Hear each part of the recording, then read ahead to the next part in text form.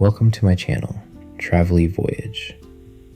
There are cities that feel modern the moment you arrive, and then there are places where time seems to exist differently. Where the past is not something you visit, but something that surrounds you. Rome is one of those cities. You walk through streets that are older than most countries. You see buildings that have been standing for thousands of years, and everything around you reminds you that this place was once the center of the world. And yet, what makes Rome truly interesting is not just its history. It's the way this ancient city coexists with modern life, and especially with modern women who move through it in a way that feels completely natural, as if time never created a gap between the past and the present.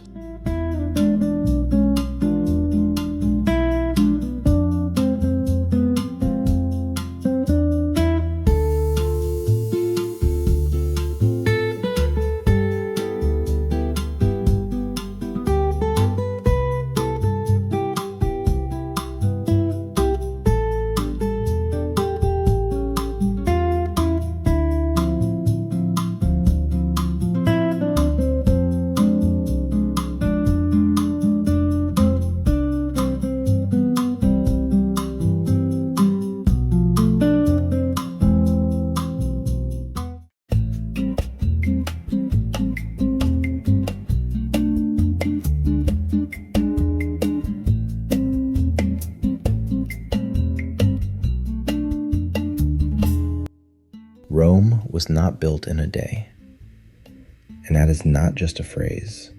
It is something you actually feel when you walk here. Every corner carries a different era, from the Roman Empire to the Renaissance, from medieval streets to modern cafes, and somehow all of it exists at the same time without feeling disconnected. You can stand near the Colosseum, a structure that once held over 50,000 people, and a few minutes later find yourself in a small street where life looks completely contemporary, where people are having coffee, talking, laughing, living in the present. And that's where the contrast becomes interesting. Women in Rome don't try to match the city's history. They don't try to fit into it. And that's exactly why they stand out. There is a certain confidence here that feels independent of trends. Italian women are known for their style, but in Rome, it is less about fashion and more about attitude, the way they carry themselves, the way they move through crowded streets, the way they sit in cafes without rushing. It doesn't feel performative. It feels practiced, but natural. And this is where many visitors, especially men, start noticing something different. In many modern cities, there is tension. People are in a hurry. There is a constant sense of pressure, competition, comparison. Rome feels slower. And because of that, interactions feel different too. Conversations start more easily. Eye contact lasts a little longer.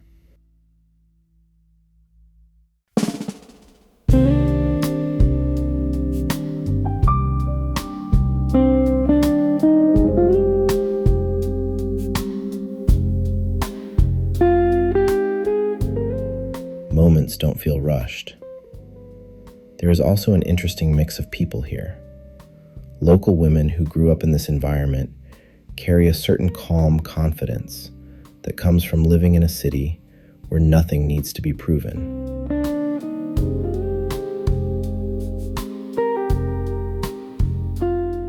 They dress lighter, move slower, behave more freely, as if the city itself allows them to drop a layer of tension they didn't even realize they had.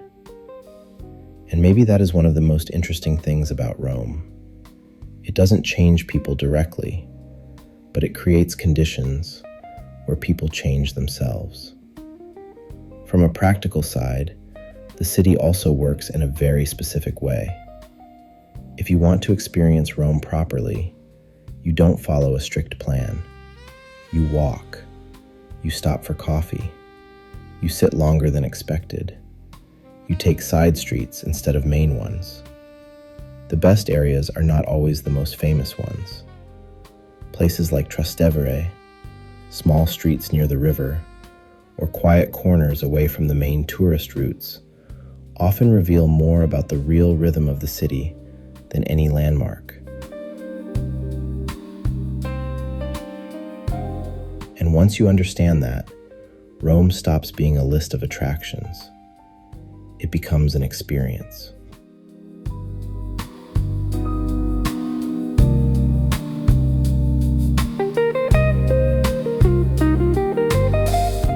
Rome doesn't impress you in a simple way. It doesn't try to be modern, it doesn't try to be perfect, and it doesn't try to explain itself.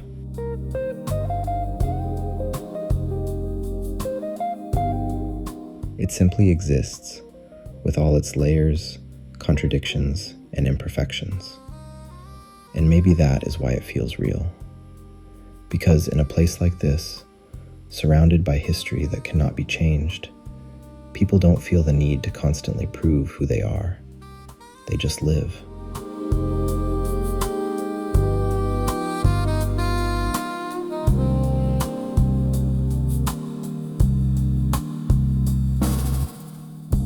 If you enjoyed this video, subscribe to my channel and tell me in the comments what you noticed first: the history, the atmosphere, or the people. See you in the next journey.